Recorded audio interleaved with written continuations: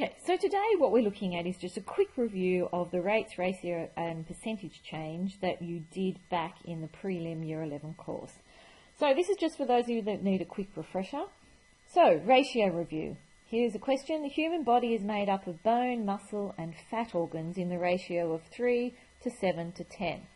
So, what we need to do is we need to write those out. So we're looking really at the bone to muscle to fat organs.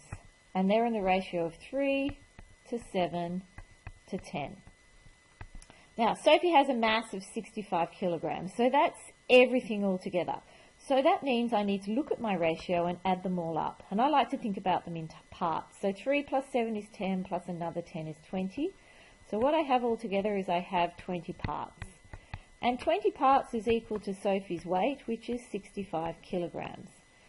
And so once I've done that, what I'd like to see is what is one part actually worth. So one part is actually worth 65 divided by 20. 65, in fact, over 20, and I'm just going to leave it like that. Because the question says, Sophie has a mass of 65 kilograms. What is the mass of her bone? So if I look at bone here, bone is actually 3 parts. So now I can say, well, 3 parts, if I know what one part is, it's easy to find 3 parts. So I can just do 65 over 20 and multiply that by 3 to find out what that is. And I get an answer of, I think, 9.75 kilograms. Okay, so therefore the mass of bone is 9.75 kilograms. Oops, 75 kilograms. And that's how easy it is. So, for part B, find Ricky. Ricky's body has 42 kilograms of fat and organs. So, if I look at my fat and organs, that is 10 parts, and Ricky has 42 kilos. So now my ratio is 10 parts is equal to 42 kilos. So now one part must be equal to 42 divided by 10. And what I'm looking for is his muscle mass. So muscle mass, if we look here, is 7 parts. So once I've got one part, it's easy to do anything. 7 parts must be 42 over 10. Multiply it by 7. And what do I get? I get 29.4 kilograms. So therefore, Ricky's muscle is 29.4 kilograms.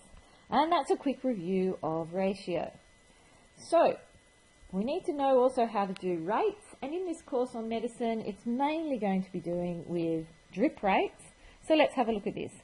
Della grows medicinal herbs and uses a drip system to water the plants in her hothouse. Each plant needs 50 millilitres of water per day. How many litres of water are needed per day for 25 plants? Well, that's pretty easy, isn't it? What we've got here, we've got each plant needs 50 millilitres and we have 25 plants. So one plant, let's write it out as we normally would. One plant has 50 millilitres that it needs. We have 25 plants. I like to think about, well, how did one become 25? Well, I multiplied by 25. So let's do 50 times 25. And we get 1,250 millilitres. And that's pretty simple. So let's look at part B. Part B says, if 1 milliliter of water contains 12 drops, how many drops are needed per plant per day? Well, let's look at that. So 1 milliliter has 12 drops. That's what the first part of this question says to me. 1 milliliter has 12 drops.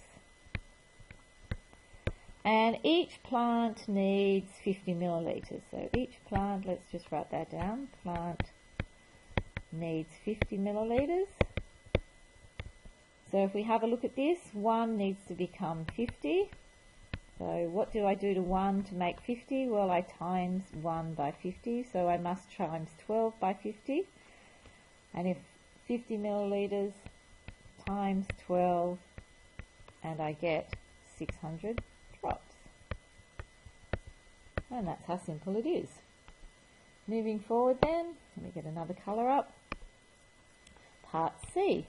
Part C says, What is the drip rate in drops per minute per plant if the drip system runs for 4 hours per day? So we need drops per minute. So let's think about that.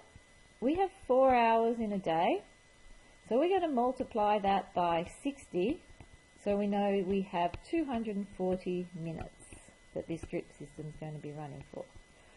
So what do we know? Well, what we know from the previous question is 600 drops for 240 minutes is what we do know. And what do we know? We need to know how much that is in per minute. So 240, what do we do to it to get it to 1? Well, I'd have to divide by 240. What I do to one side, I must do to the other, so I'm going to divide the other side by 240. And I get 2.5 drops per minute. And that is the answer to my question, because I wanted my answer in drops per minute. So it's 2.5 drops per minute. And that's how easy a rate is. So let's have a look at the last one.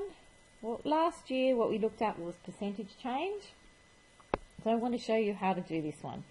Chemist Megastore added a 30% profit to a walk-in frame with a wholesale price of $200. So the wholesale price is what they bought it for, and then they wanted to make a 30% profit. So they added 30% to that, and then had a clearance sale where they discounted it by 15%. And the question says, what was the price of the walk-in frame in the clearance sale? So there's two ways of doing this. The first way is, I think, the easiest way. So I want to find the profit sale price. So let's write that down, profit sale price. So what I had to do is, it's 30%, so if I do 100%, which is what it's worth now, plus the 30%, that's 130%, and I'm going to write that over 100, and times it by $200. And when I do it this way, the answer I get is $260, and that is the new sale price. And it's done in one step. You don't have to do it this way, but I find it the easiest way. Once we've done that, we now need to find the discounted price, because there's been 2 percentages added to it. So the discounted price. To find the discounted price, well, I've got 15%, and what I've done is I do 100%, take away 15%, and I get 85%. So if I do 85 over 100 times $260, what I end up with is $221, and that is my answer in 2 steps. Now, if you don't like it this way, what you could have done is you could have found the profit, so 30 over 100, times it by $200, and if you do that, you get a profit of $60. So the new price would be the 200 that you started with, the plus the 60, which is 260, which is the same answer I got up there. And then you can do it again. You can find the discount. And the way we find the discount is we're going to find 15% of the $260. And if we do that, we get a discount of $39. And then we have to remember to do our subtraction. So the price now is $260 minus $39, which is $221. Now you can see there is no difference in doing it these ways. It's just whatever way suits you best. I just prefer the first one. Now for the very last part, it says what was the overall percentage profit made on the walk-in frame. Well, let's have a look at the overall percentage profit. So if you want profit, you must remember that that has to be the selling price minus the cost price, so how much you paid for it. So we know that the selling price, the final selling price, was $221, and what we paid for it was originally $200, so the profit is simply $21.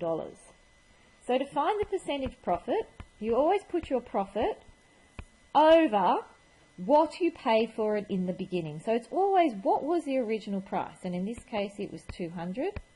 And to change anything to a percentage, we multiply it by, I write down 100%, but I don't press that percentage button on my calculator. And then I get 10.5% as my answer. So I hope this is a good quick review for you. If you have any questions, you know where to find us.